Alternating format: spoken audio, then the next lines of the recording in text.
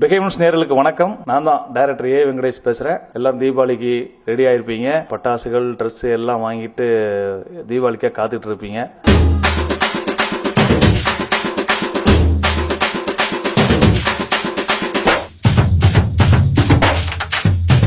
தீபாவளி படங்கள் எல்லாம் பார்க்கணும் வேற வெயிட் பண்ணிட்டு இருப்பீங்க. அப்படி வரக்கூடிய தீபாவளி ரேஸ்ல நானும் இருக்கிறேன். வல்லக்கோட்டை படத்தின் மூலமா அந்த படத்தோட இயக்குனன்ற முறையில் இப்போ உங்களோட பேச போறேன். போலாமா?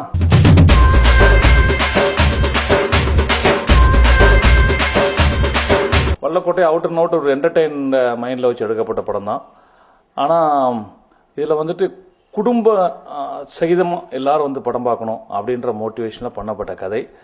இதில் வந்து ஒரு அர்ஜுன் சார் வந்துட்டு அவர் படங்களில் ஆக்ஷன் அதிகமாக இருக்கும் அப்படிங்கிறது எல்லாத்துக்கும் தெரிஞ்சது. இதில் வந்து அதிகமாக காமெடிக்கு முக்கியத்துவம் கொடுத்து ஆக்ஷனை செகண்டரியாக வச்சு பண்ணியிருக்கோம். உதாரணமாக சொல்கிறது ஒரு 60% காமெடி, 40% ஆக்ஷன்.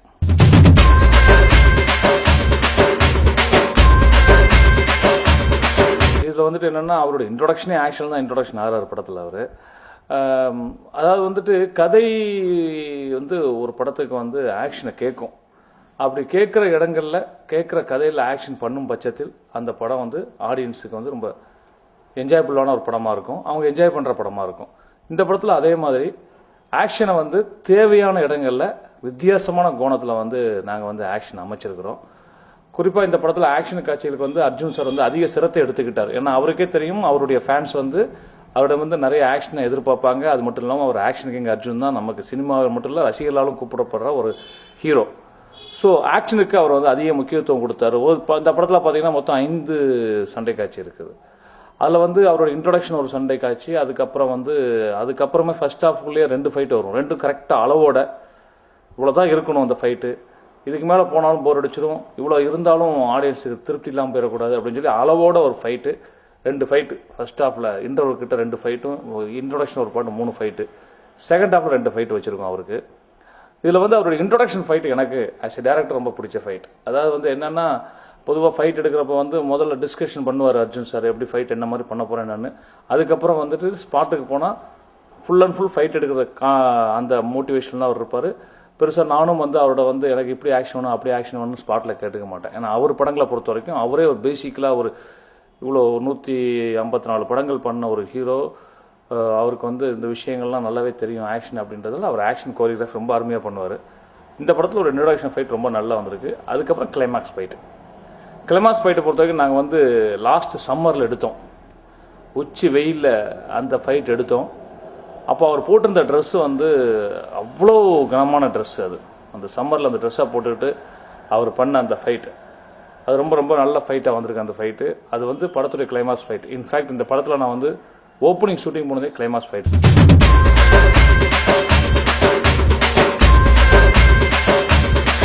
இல்லை, ஆமாம், கிளைமாக்ஸ் ஃபைட் எடுக்கும்போது நாங்கள் டஃப்பான லொக்கேஷன் தான். என்னென்னு கேட்டிங்கன்னா அது நல்ல வெயில் வேறு, 108 டிகிரி வெயில்.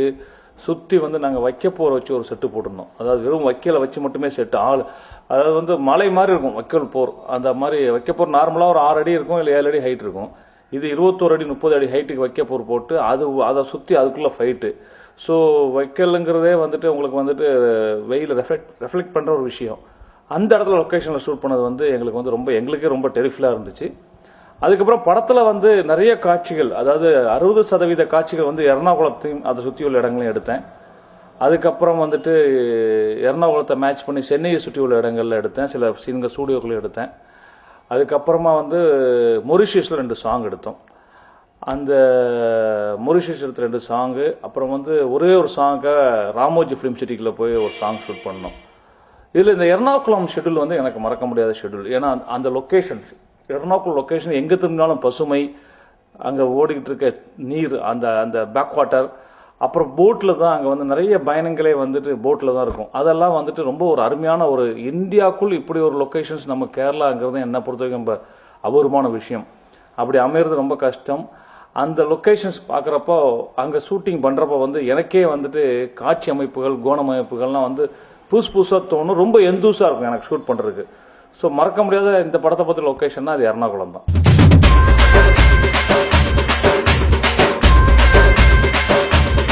இந்த படத்தில் ஏறக்குறைய வந்துட்டு அவங்க வந்து அதாவது வந்துட்டு ஒரு ஹீரோயினுக்கு இம்பார்ட்டன்ட் கொடுத்த கதை அல்ல இது, ஹீரோக்கு இம்பார்ட்டன்ட் கொடுக்கப்பட்ட கதை. ஸோ ஹீரோயினுக்கு வந்து பெருசாக அந்த படத்தில் வேலை இல்லாட்டாலும் கூட வெறுமனை வர்றது ஆடுறது பாடுறது அப்படின்ற மாதிரி இல்லாமல் ஹீரோயின் மேலேயும் கதை செல்லும். அதுதான் இந்த படத்தில் வந்து ரொம்ப ஹைலைட். ஏன்னா வல்லக்கோட்டை அப்படின்ற அந்த கதை வந்து ஒரு தனி மனிதன், அதாவது வந்து ஹீரோ அவர் வந்து ஜெயிலிருந்து ரிலீஸ் ஆகி வல்லக்கோட்டை அப்படின்ற ஒரு கிராமத்துக்கு போறாரு. அந்த வல்லக்கோட்டைன்ற கிராமம் வந்து மீன்பிடி தொழிலும் அதை சார்ந்து நடக்கக்கூடிய மற்ற தொழிலும் சேர்ந்தது தான் அந்த வல்லக்கோட்டைன்ற அந்த ஊர். அந்த ஊருக்கு ஹீரோ வராரு ரிலீஸ் ஆகி. ஏன் வராருன்னா அவருடைய ஃப்ரெண்டுக்கு கொடுக்கப்பட்ட ஒரு வாக்கை நிறைவேற்றுக்க அந்த ஊருக்கு வராரு. வர்றப்போ அங்க நடக்கிற சம்பவங்கள் தான் இந்த படத்தினுடைய கதை. அப்படின்றதால அங்க வந்துட்டு ஹீரோ தான் கதையை சுற்றி.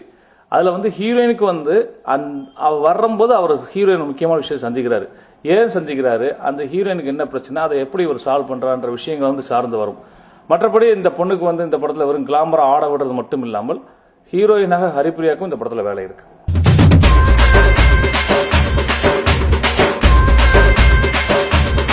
இல்ல பொதுவாகவே என்னுடைய படங்கள் அதிகபட்ச படங்கள்ல நான் பண்ண படங்கள் அதிகபட்சமான படங்கள்ல 2 ஹீரோயின் இருப்பாங்க. இந்த படத்துல ஒரு ஹீரோயின் தான். ஏன்னா வந்து இன்னொரு ஹீரோயினுக்கு இடம் இல்லை. தவிர வந்து இந்த கதை ஒரு ஹீரோயின் தான் கேட்குது. சம்டைம்ஸ் சில கதையை நம்ம பண்ணிட்டு இருக்கும்போது தெரிஞ்சிடும் இந்த கதையில் இன்னொரு ஹீரோயினுக்கு இந்த கதைக்கு தேவைப்படுது அப்படின்னு தெரிஞ்சிடும்.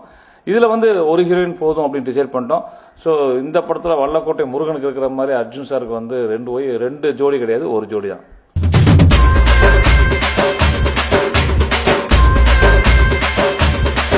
உதாரணமாக சொல்றது இருந்தால் இந்த படத்துடைய ஹீரோயின் வந்து ஏ வெங்கடேஷ் படத்துடைய ஹீரோயின் மாதிரி இருக்க மாட்டாங்க.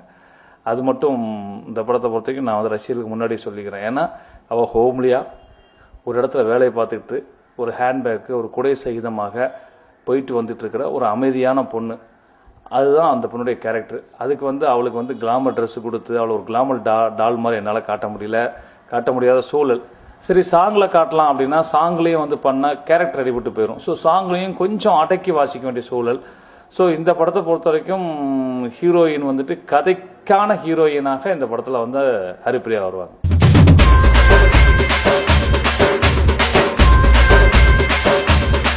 லவ்லியா சின்னதா அந்த மாதிரி ரொமான்ஸா இந்த படத்துல இருக்காது. வேணா அடுத்த படத்துல ட்ரை பண்றேன். இந்த படத்தை பொறுத்த வரைக்கும் அவ வந்துட்டு என்னன்னா ஒரு கதைக்கேற்ற கதாநாயகி, அவ்வளவுதான் அந்த பொண்ணு.